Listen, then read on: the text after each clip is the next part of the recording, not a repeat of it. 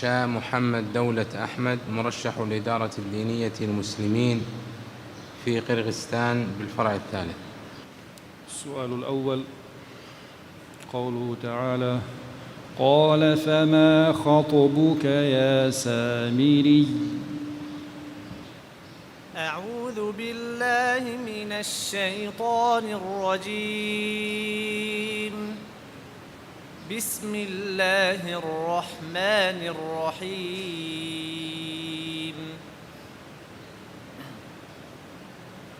قال فما خطبك يا سامري؟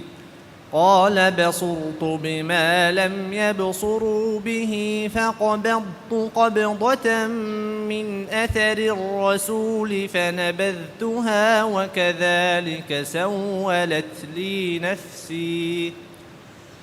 قال فاذهب فإن لك في الحياة أن تقول لا مساس، وإن لك موعدا لن تخلفه، وانظر إلى إلهك الذي ظلت عليه عاكفا لنحرقنه ثم لننسفنه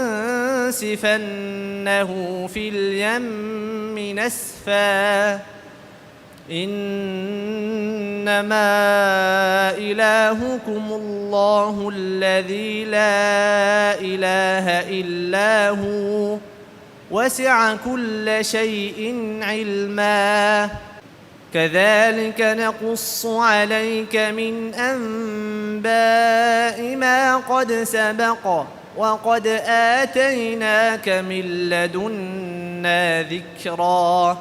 من أعرض عنه فإنه يحمل يوم القيامة وزرا خالدين فيه وساء لهم يوم القيامة حملا.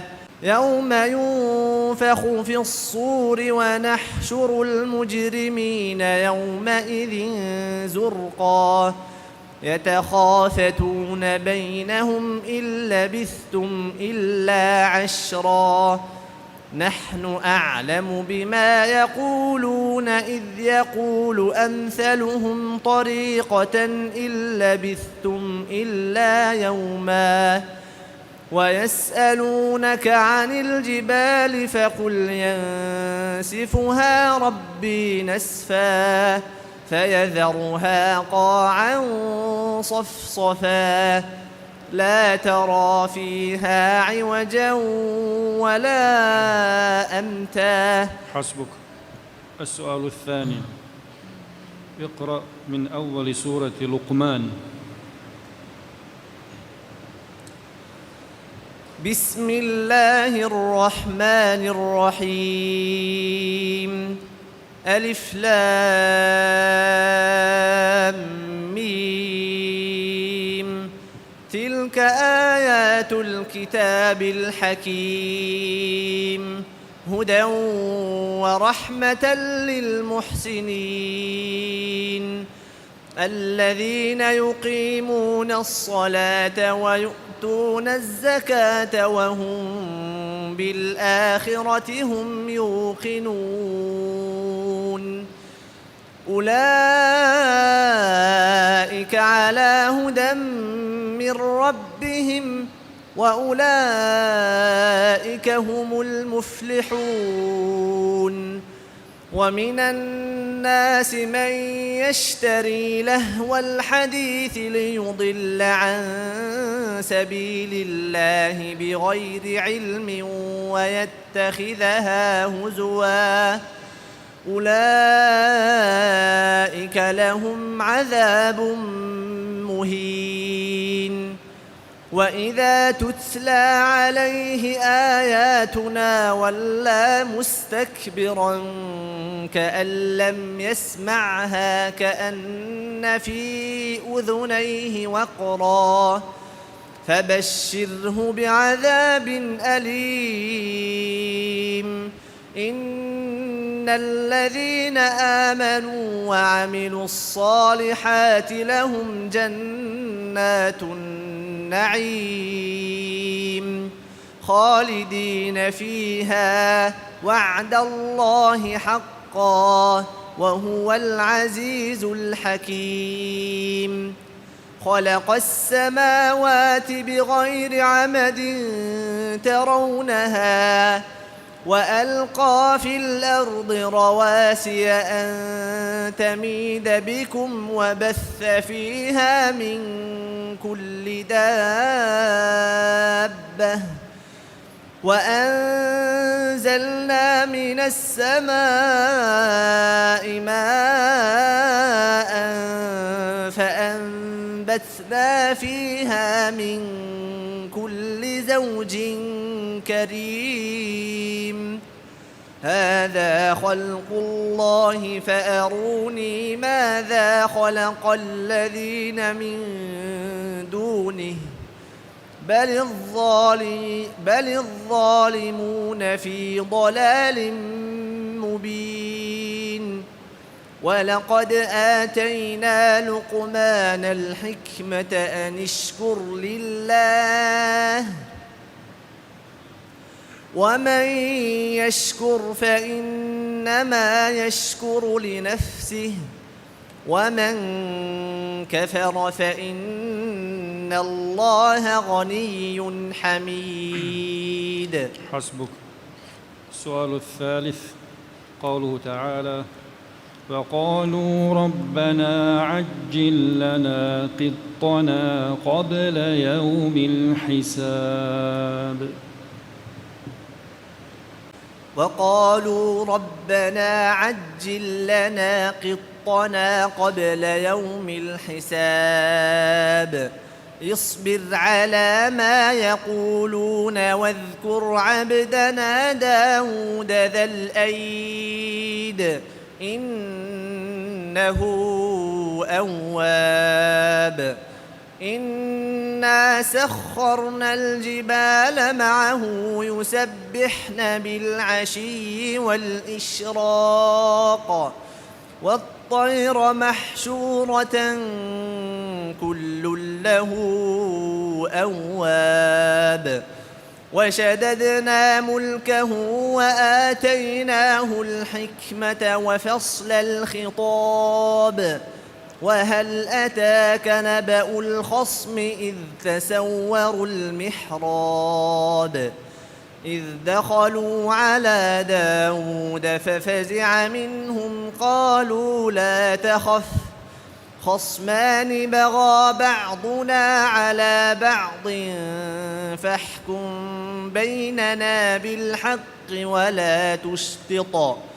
ولا تشطط واهدنا إلى سواء الصراط إن هذا أخي له 99 نعجة ولي نعجة واحدة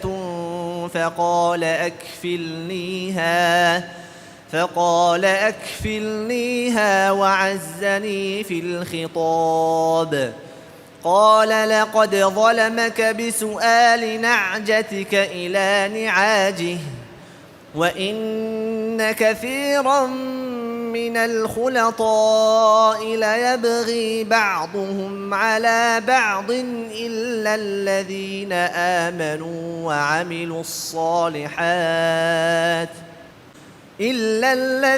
آمنوا وعملوا الصالحات وقليل ما هم وظن داود أنما فتناه فاستغفر ربه وخر راكعا وأناب فغفرنا له ذلك وإن وإن له عندنا لزلفى وحسن مآب. حسبك. السؤال الرابع قوله تعالى: واصبر على ما يقولون واهجرهم هجرا جميلا.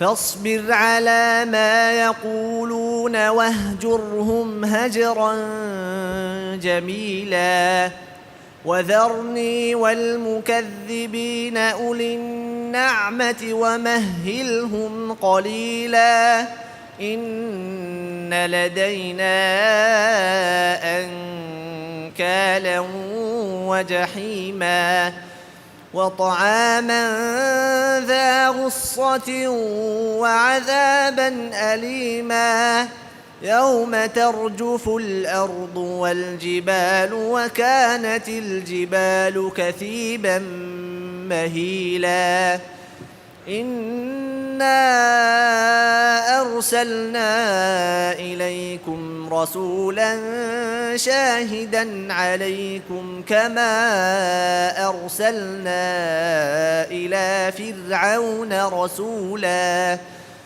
فعصى فرعون الرسول فأخذناه أخذا وبيلا فكيف تتقون إن كفرتم يوما يجعل الولدان شيبا السماء منفطر به كان وعده مفعولا إن هذه تذكرة فمن شاء اتخذ إلى ربه سبيلا إن ربك يعلم أنك تقوم أدنى من ثلثي الليل ونصفه وثلثه وطائفة من الذين معك والله يقدر الليل والنهار علم أن لن تحصوه فتاب عليكم فاقرؤوا ما تيسر من القرآن علم أن سيكون منكم مرضى وآخرون يضربون في الأرض يبتغون من فضل الله وآخرون يقاتلون في سبيل الله فاقرؤوا ما تيسر منه وأقيموا الصلاة وآتوا الزكاة وأقرضوا الله قرضا حسنا وما تقدموا لأنفسكم من خير تجدوه عند الله هو خيرا وأعظم أجرا واستغفروا الله